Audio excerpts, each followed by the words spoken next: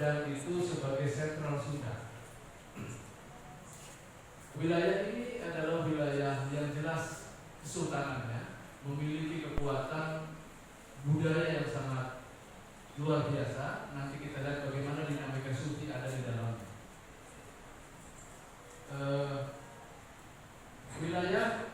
Tiga wilayah Sunda dan Sufisme sebagai poros kegiatan perkembangan Islam, yakni Banten, Cirebon, dan Sumedang. Banten sudah jelas sebagai pusat penyebaran Islam, Cirebon juga sama, dan Sumedang adalah wilayah pedalaman yang nanti menjadi spirit Islam Sunda. Kalau kita bandingkan studi pesisir dan pedalaman, kalau Mataram itu adalah pedalaman, Demak itu ada pesisiran, maka Banten dan Cirebon sebagai pesisiran dan pedalamannya adalah Sumedang. Banyak orang belum mengungkap tentang rahasia di balik fenomena Sunda sebagai sebuah kegiatan sosial budaya dan teosofi. Itu kita lihat dari naskah-naskah yang beredar di Sumedang. Pusat pergerakan di tiga wilayah Sunda itu kita loncat saja, terus lanjut. Ini untuk persyaratan kepanitia saja. Bahwa saya bikin naskah gitu. Pusat pergerakan Sufisme dan tarekat di Tatar Sunda pada abad 16 sampai 18 itu yang permulaan adalah di Karawang, Syahpuro, Cirebon, Kesultanan Cirebon. Itu adalah tarekat Kubrohiyah, kemudian atau Sakaria. Kemudian di Banten ada Kadiri, ada Rifahnya. Pamijahan ada Syekh Abdul Muhyi, Qadiriyah ataupun Sakaria. Kemudian muncul pondok-pondok pesantren di seluruh pedalaman Sunda. Titik-titik sentral wilayah ini sangat menentukan bagaimana keislaman hari ini. Karena studi sejarah adalah untuk melihat hari ini, bukan masa lalu saja. Jadi memahami sejarah itu adalah untuk memahami hari ini. Bagaimana realitas keislaman hari ini? Ya lihatlah sejarah. Kemudian dinamika perkembangan komunitas tarekat ini, langsung saja saya bicara sufi terlalu panjang, PW-nya banyak, tetapi langsung ke komunitas-komunitas sosial budaya yang membentuk frame pemikiran dan mentalitas budaya. Selama kurun waktu 17 abad sampai 18, wilayah Sunda mengalami dinamika pemikiran teosofisme, khususnya di wilayah Sumedang yang berafiliasi politik, agama, dan pemikiran dari Mataram.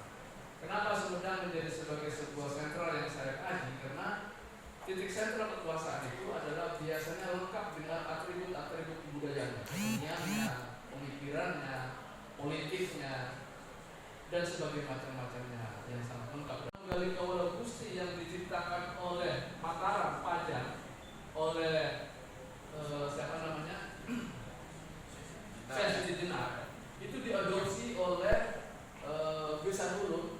Besanulun waktu itu adalah putra mahkota yang diutus oleh pengarang santri untuk belajar agama dan keprajuritan ke wilayah Jawa. Karena dari sanalah mulai masuk tradisi sufisme teosufi. Karena sufi ini ada dua model, ada yang teosufinya dikembangkan, ada yang praktek kemudian spiritual.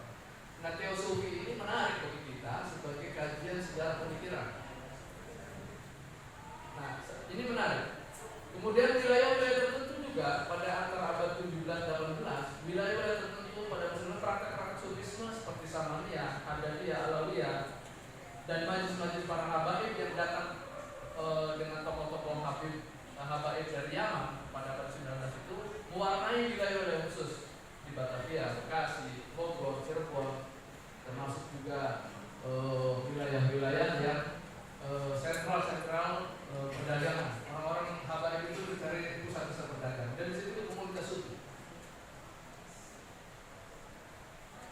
Catatan kolonial tentang gerakan sufisme ini, K.F. Waller menulis tentang catatan tentang urusan Bumi Putra, memandang bahwa bahaya tarekat ini terhadap ancaman kolonialisme. Jadi kenapa orang tarekat dan sufisme ini memiliki akar keagamaan yang militan? Bisa jadi akibat militansinya mereka itu anti terhadap orang kafir. Nah, ini yang dikhawatirkan oleh gejala-gejala ini sudah nampak. Catatan K.F. Waller ini tahun 1886 ini hasil kontroversi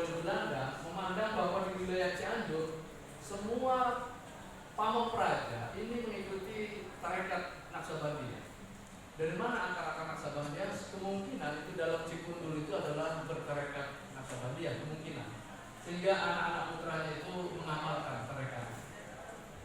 Posisi ini seiring dengan kolonialisme yang semakin menajamkan kebijakan terhadap pertanian.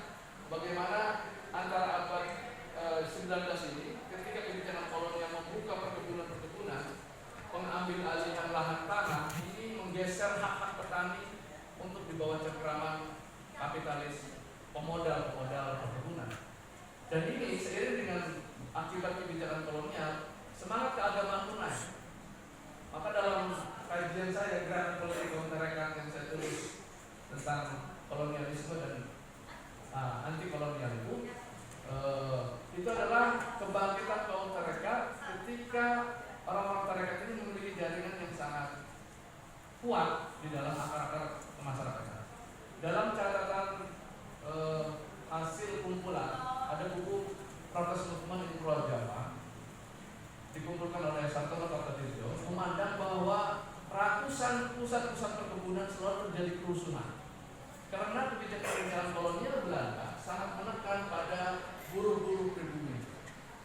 Tetapi kerusuhan-kerusuhan mereka itu bersifat abortif, tidak masif dan tidak memiliki wilayah jaringan yang kondusif. Mereka hanya dengan kasus-kasus kekecewaan terhadap kolonial, maka dia langsung melakukan keributan.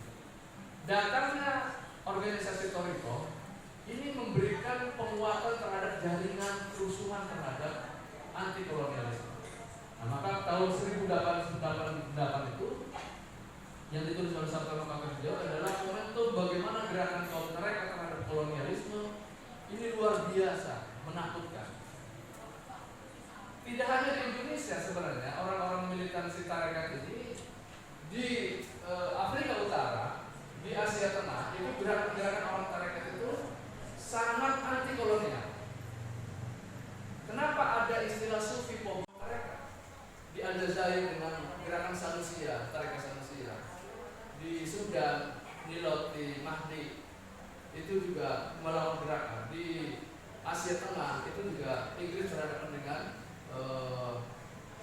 Naqsabandi.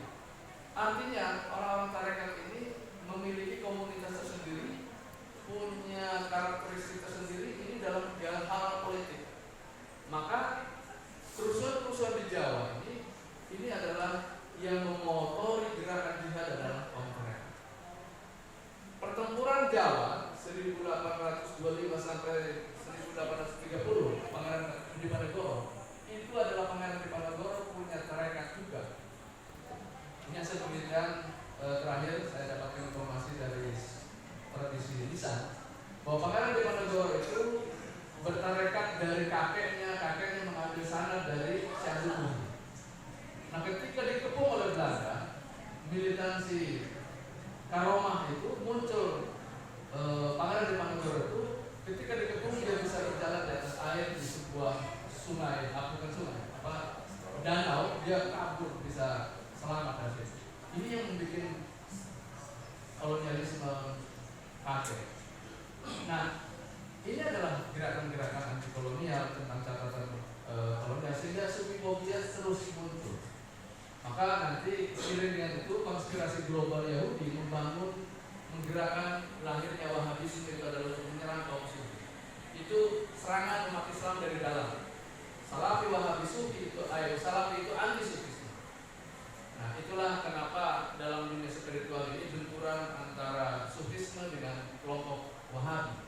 Karena Wahabi itu diciptakan oleh Bruce Lowell Inggris untuk membangkitkan, untuk menyerang kaum Sufi yang ada di Timur Tengah. Tetapi nampaknya kemarin Timur Tengah masuk juga ke Indonesia.